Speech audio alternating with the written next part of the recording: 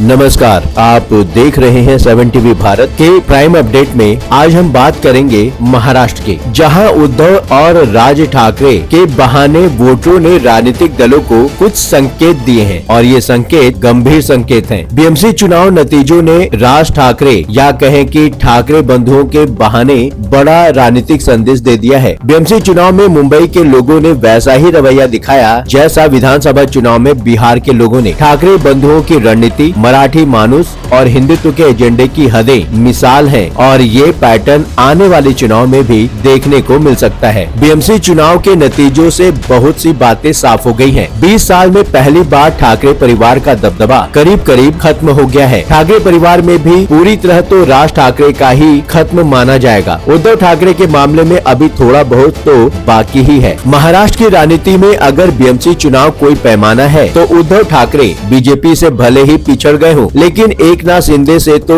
आगे ही नजर आते हैं। बीएमसी चुनाव में बीजेपी को 89 सीटें मिली हैं। बीजेपी के बाद उद्धव ठाकरे की पार्टी को 65, जबकि एकनाथ शिंदे को 29 सीटें मिल पाई हैं। फर्क ये जरूर है कि उद्धव ठाकरे 160 सीटों पर चुनाव लड़े थे और एकनाथ शिंदे 65 सीटों पर ही चुनाव मैदान में थे। बीएमसी चुनाव जीतने के लिए उद्धव ठाकरे ने नया जोखिम उठाया था। जैसे 2019 में बीजेपी को छोड़कर कांग्रेस और एनसीपी से हाथ मिलाया था। बीएमसी चुनाव के लिए कांग्रेस को भी छोड़ दिया और महाराष्ट्र नवनिर्माण सेना नेता राज ठाकरे से हाथ मिला लिया। उद्धव ठाकरे को लगा था उनके फिर से मराठी मानुस के मुद्दे पर लौटते ही सब कुछ पहले जैसा हो जाएगा, लेकिन प्रोजेक्ट फेल हो गया। महाराष्ट्र में उद्धव ठाकरे और राज ठाकरे की राजनीतिक जुगलबंदी के इर्द गिर्द हुए घटनाक्रम को गौर से देखें तो कई बातें साफ हो जाती हैं। ऐसा लगता है जैसे महाराष्ट्र की जनता ने उद्धव ठाकरे और राज ठाकरे के बहाने बाकी राजनीतिक दलों को भी अपना संदेश दिया है। अब सिर्फ भाषा, क्षेत्रीयता और धर्म के नाम पर वोट नहीं मिलने वाला। ये सही है कि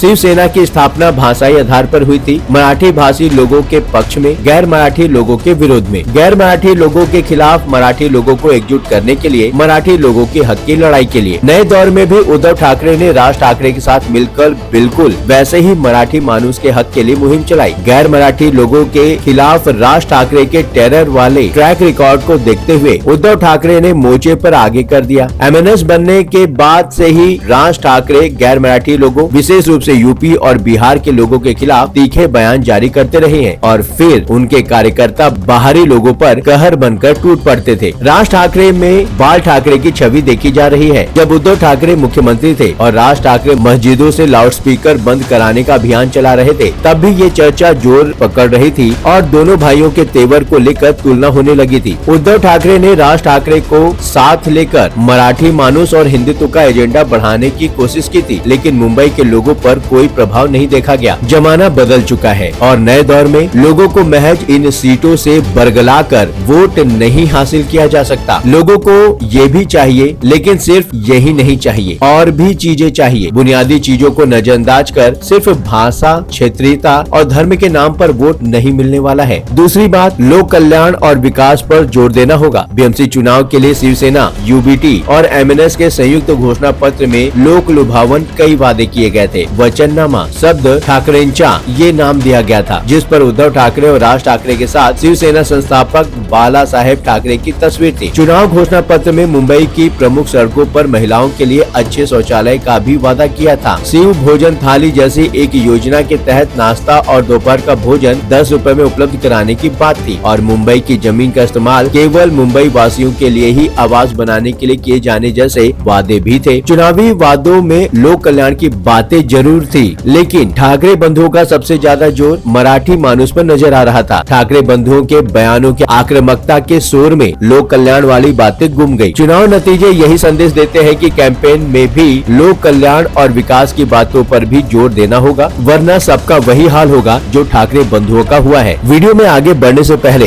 वीडियो को लाइक करें, शेयर करें और 7 टीवी भारत को सब्सक्राइब करें। तीसरी बात निकल कर आती है, राजनीतिक विरोध के चलते किसी को गलत ठहरा देने भर से काम नहीं चलेगा, खुद भी भरोसा देना होगा। उद्धव ठाकरे पहली बार अपने राजनीतिक विरोधी और चचेरे भाई के साथ चुनाव लड़ रहे थे। ये भी सच है कि मराठी मानुस के मुद्दे पर ही ये चुनावी युति भी बनी थी। गुस्से से तो दोनों ही भाई भरे हुए हैं। बार बार मिलने वाली असफलता ऐसे मामलों में आग में घी जैसा असर दिखाती है। हिंदुत्व की राजनीति की लड़ाई में तो उद्धव ठाकरे ठाकरे पहले ही बीजेपी से पिछड़ चुके थे। मराठी मानुस के मुद्दे से काफी उम्मीदें थी। दोनों भाइयों ने मिलकर माहौल बनाने में कोई कसर बाकी नहीं रखी। तमिलनाडु के बीजेपी नेता अन्नामलाई का ही मामला ले लें तो राज ठाकरे ने खूब बुरा भला कहा। अन्नामलाई के बयान से एक शब्द पकड़ लिया गया, मुंबई की जगह बॉम्बे, और लोगों को समझाने की कोशिश हुई कि बीजेपी मुंबई का नाम बदलना चाहती है, लेकिन लोगों ने अनसुना कर दिया। चुनाव नतीजों में संदेश तो यही है कि सिर्फ राजनीतिक विरोध के चलते किसी को गलत ठहरा देने भर से काम नहीं चलेगा। अपनी बात में भी गंभीरता दिखाना होगा, खुद आगे बढ़कर भी भरोसा दिलाना होगा। मुख्यमंत्री देवेंद्र फडणवीस के त्रिभाषा फॉर्मूले वाले आदेश की वापसी करा देने के बाद उद्धव ठाकरे और राज ठाकरे आत्मविश्वास से लबालब नजर आ रहे थे और अति आत्मविश्वास के शिकार हो गए। चौथी बात है, बिहार चुनाव भी एक मिसाल है। बिहार चुनाव में काफी पहले से ही वहां जाति राजनीति को मुद्दा बनाने की कोशिश की जा रही थी। आरजेडी नेता तेजस्वी यादव के मुख्यमंत्री नीतीश कुमार के साथ सरकार में रहते बिहार में कास्ट सर्वे कराने का बड़ा मकसद यही था। तेजस्वी के पिता लालू यादव हर चुनाव से पहले अगड़ा बनाम पिछड़ा की लड़ाई को मुद्दा बनाने की तमाम तरह से कोशिशें करते हैं। 2025 के विधानसभा चुनाव से पहले भी प्रयास हुआ ही था। बीजेपी के हिंदुत्व के एजेंडे को काउंटर करने के लिए राम मंदिर उद्घाटन समारोह से लेकर प्रयागराज महाकुंभ तक हर मसले पर लालू यादव और राष्ट्रीय जनता दल ने स्टैंड लिया था। प्रयागराज महाकुंभ को फालतू बताया था, लेकिन चुनाव में हालात ऐसे बने कि MY फैक्टर भी फेल हो गया। महिलाओं के खातों में कैश ट्रांसफर के आगे सारी चीजें कमजोर पड़ गयी। सरकारी नौकरियों का वादा भी बिहार में बेदम साबित हुआ। तेजस्वी यादव जैसे तैसे बिहार में नेता प्रतिपक्ष की कुर्सी बचा पाए और हाल मायावती जैसा तो नहीं, लेकिन उसी दिशा में नजर आ रहा है। जाति को भारतीय राजनीति का अकाट्य सत्य माना जाता है, लेकिन तेजस्वी यादव को